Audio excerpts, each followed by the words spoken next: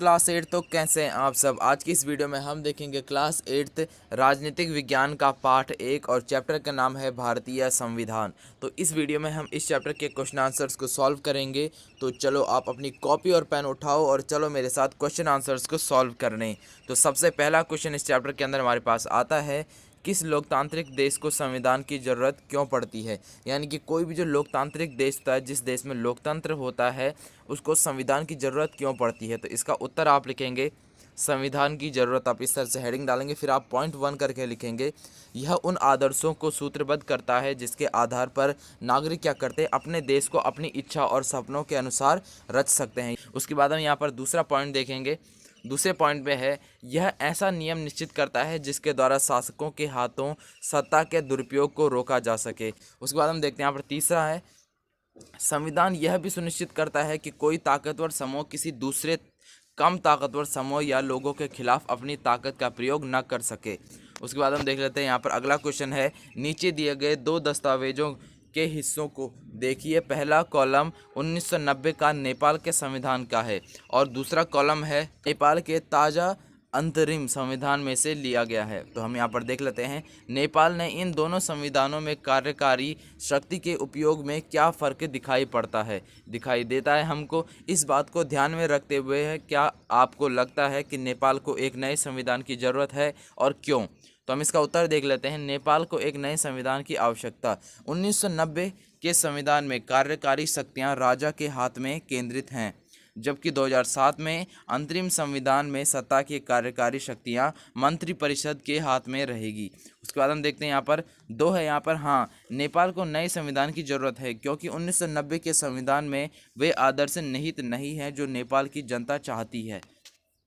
उसके बाद हम देखते हैं यहाँ पर प्रश्न 3 है, अगर निर्वाचित प्रतिनिधियों की शक्ति पर कोई अंकुश न होता तो क्या होता। तो हम यहाँ पर लिखेंगे, अगर शक्ति पर कोई अंकुश न हो तो यहाँ पर होगा पहला ऑप्शन, निर्वाचित प्रतिनिधि शक्तियों का दुरुपयोग करते तथा अपनी मनमानी करते, वे किसी को भी डराने धमकाने और दबाने की कोशिश करते और अल्पसंख्यकों की उपेक्षा करते। यानी कि वो लोगों को डराते धमकाते, उनसे काम कराते। और अल्पसंख्यक वो होते हैं जिनकी संख्या क्या होती है, जिस समुदाय की संख्या कम होती है उसे अल्पसंख्यक कहते हैं। वे अपनी निर्णय जनता पर जबरदस्ती थोपते, जिस कारण से नागरिक अपने अधिकारों व स्वतंत्रताओं का उपयोग नहीं कर पाते। चौथा क्वेश्चन है यहाँ पर, निम्नलिखित स्थितियों में अल्पसंख्यक कौन है। इस स्थितियों में अल्पसंख्यकों के विचारों का सम्मान करना क्यों महत्वपूर्ण है, इसका एक एक कारण बताइए। तो आप इसका आंसर लिखेंगे, क है यहाँ पर, एक स्कूल में 30 शिक्षक हैं और उनमें से 20 पुरुष हैं। अब हम देखते हैं यहाँ पर इसका उत्तर हम देख लेते हैं। तो क का उत्तर होगा महिलाएं अल्पसंख्यक है, क्योंकि 30 क्या है, 30 तो टोटल टीचर है, उसके अंदर फीमेल और मेल्स दोनों है, लेकिन उसमें से 20 क्या है, मेल है, यानी कि पुरुष है। तो 10 कितनी होगी, महिलाएं होंगी, और इसमें से कम कौन है, महिलाएं हैं। तो यहाँ पर होगा अल्पसंख्यक महिलाएं हैं।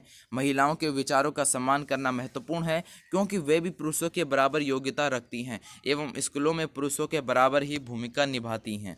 उसके बाद हम देख लेते हैं यहाँ पर ख है, एक शहर में 5% लोग बौद्ध धर्म को मानते हैं। तो यहाँ पर होगा बौद्ध अल्पसंख्यक है, उनके विचारों का सम्मान करना महत्वपूर्ण है क्योंकि भारत में धर्मनिरपेक्षता का पालन किया गया है, इसलिए प्रत्येक समुदाय को अपनी संस्कृति की रक्षा और विकास करने का अधिकार है।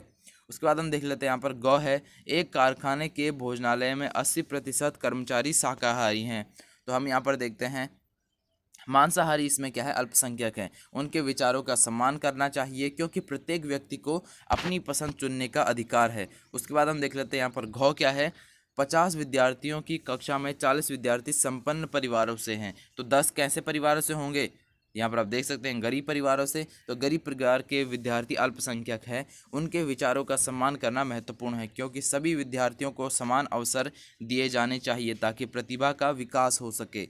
उसके बाद हम देख लेते हैं यहाँ पर पांचवा क्वेश्चन है, नीचे दिए गए बाएं कॉलम में भारतीय संविधान के मुख्य आयामों की सूची दी गई है और दूसरे कॉलम में प्रत्येक आयाम के सामने 2 वाक्यों में लिखे गए आपकी राय में यह आप आयाम क्यों महत्वपूर्ण है। तो यहाँ पर आप देख सकते हैं बाईं तरफ क्या लिए हैं, संघवाद, शक्तियों का बंटवारा, मौलिक अधिकार और संसदीय शासन पद्धति। तो हम देख लेते हैं यहाँ पर पहले में आप लिखेंगे, संघवाद में 3 स्तर की सरकार होती है तथा तीनों स्तर की सरकारों के अधिकार क्षेत्र अलग अलग होते हैं। उसके बाद हम देख लेते हैं यहाँ पर दूसरे में आपके पास शक्तियों का बंटवारा। तो सरकार के तीनों अंगों विधायिका, कार्यपालिका तथा न्यायपालिका के बीच शक्तियों का बंटवारा इस प्रकार किया गया है कि कोई अंग अपनी शक्ति का दुरुपयोग ना कर सके। उसके बाद हम देख लेते हैं यहाँ पर चौथा है, तीसरा है यहाँ पर मौलिक अधिकार। तो आप सभी जानते हैं मौलिक अधिकार क्या होते हैं। तो मौलिक अधिकार देश के सभी नागरिकों को राज्य की सत्ता के मनमाने और निरंकुश इस्तेमाल से बचाने के लिए दिए गए हैं। चौथा है यहाँ पर, चौथा हम देख लेते हैं, चौथा है संसदीय शासन पद्धति। तो यहाँ पर हम देखते हैं संसदीय शासन पद्धति के अंदर देश के सभी वयस्क नागरिकों को अपने प्रतिनिधि चुनने का अधिकार दिया गया है। इसीलिए तो आप जानते हैं वोटिंग होती है, यानी कि मतदान होता है। उसके बाद हम देखते हैं यहाँ पर प्रश्न 6 है, इस नक्शे में निम्नलिखित देशों पर रंग भरिए। तो यहाँ पर आप देख सकते हैं ये आपको मैप दिया गया है और यहाँ पर आपको ऑप्शन दिए गए हैं। भारत को लाल रंग भरें, नेपाल को यहाँ पर आपको हरा रंग भरना है और बांग्लादेश को आपने पीला रंग भरना है। तो ये रंग तो आप स्वयं भरेंगे अपनी कॉपी में। मैं आपको बता देता हूँ, आप जानते होंगे भारत कौन सा है।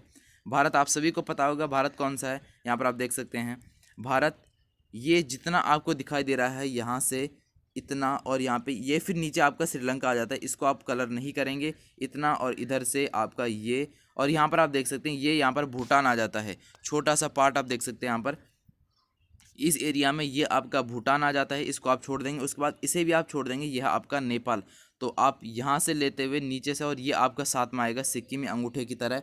उसके बाद ये आपका पूरा क्या हो जाएगा, भारत। उसके बाद हम देखते हैं यहाँ पर दूसरा क्या दिया गया है, नेपाल को हरा रंग से भरें। अब नेपाल में अभी आपको बताया था, अभी मैंने आपको, नेपाल कौन सा है, ये है नेपाल। जो आप ये एरिया देख रहे हैं इसको आपको लाल रंग से भरना है, यानी कि नेपाल को। उसके बाद यहाँ पर बांग्लादेश को पीले रंग से भरें। तो बांग्लादेश आप सभी जानते हैं कहाँ है, बांग्लादेश ये रहा आपका बांग्लादेश, यानी कि इसको आपको क्या भरना है, इसको आपको पीले रंग से भरना है। यहाँ पर आप देख सकते हैं, यहाँ पर आपको बांग्लादेश को पीले रंग से भरें। तो यहाँ पर आपके इस चैप्टर के क्वेश्चन आंसर्स भी कंप्लीट होते हैं और आप क्लास 8th किसी भी सब्जेक्ट के सॉल्यूशंस वीडियो देख सकते हैं। मैंने सभी पे वीडियो बना रखी है, आप चैनल पर जाकर वीडियोस देख सकते हैं, या फिर मैं डिस्क्रिप्शन में आपको लिंक दे दूंगा, आप वहाँ पर जाकर वीडियोज़ को देख सकते हैं। आप चैनल के प्लेलिस्ट में जाकर भी वहाँ पर आपको प्लेलिस्टें मिल जाएंगी, सभी सब्जेक्ट्स की वहाँ पर आपको प्लेलिस्ट मिल जाएंगी, आप वहाँ पर से जाकर वीडियोज़ को देख सकते हैं। तब तक के लिए पढ़ते रहें और मॉडर्न मास्टर जी का नाम भी रोशन करें।